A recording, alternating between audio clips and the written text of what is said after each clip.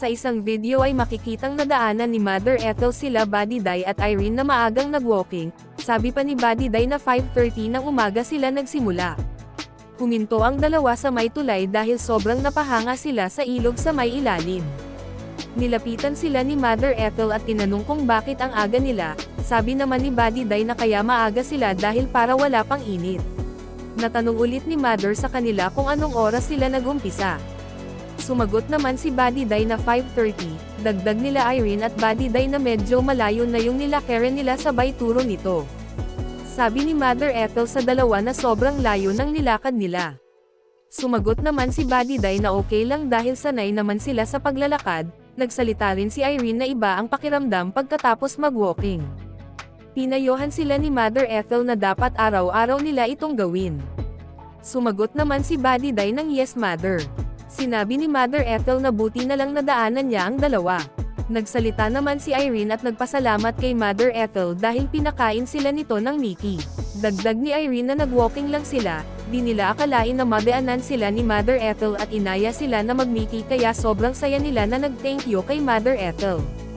Pagkatapos ay nandun na nga sila sa Mickey House at umupo na rin sila Buddy Day at Irene. Habang hinihintay ang order nila na Mickey ay nabanggit naman ni Mother Ethel sa kanila na paborito ng mga Ilocano ang Mickey, lalo na ang mga taga-Abra at sobrang sarap daw nito lalo na sa umaga. Dagdag ni Mother Ethel na nakakain na sila Buddy Day at Irene nito nung bago pa lang sila, nagsalita naman si Irene at sinabing masarap balik-balikan dahil sa sobrang sarap. Kinuha naman ni Buddy Day ang cellphone niya para i-chat ang mga nasa bahay ni Tita PB Love at baka magtaka ang mga ito kung bakit natagalan sila sa pagbalik. Pagkatapos ay nagkwentuhan naman sila tungkol sa maaga at malayo nilang pag-walking, sinabi ni Buddy Day na sobrang layo nang naabot nila kaya sumakit na yung paa niya, dagdag nito na lagpas pa sila sa pinag-walkingan nila kahapon ni Mother Ethel. Sumagot naman si Mother Ethel na 3 kilometers yung walking nila kahapon at nilagpasan lang ito ngayon ni Buddy Day at Irene, kaya sobrang napahanga siya sa ginawa ng dalawa. Sabi naman ni Buddy Day na aabot pa sana sila ng mas malayo kung hindi lang nasugatan yung paa niya dahil sa sapatos. Ulit silang sinabihan ni Mother Ethel na dapat araw-arawin nila ang pag-walking. Sumagot naman si Buddy Day na tama, para bumaba na rin yung timbang niya at lumiit siya.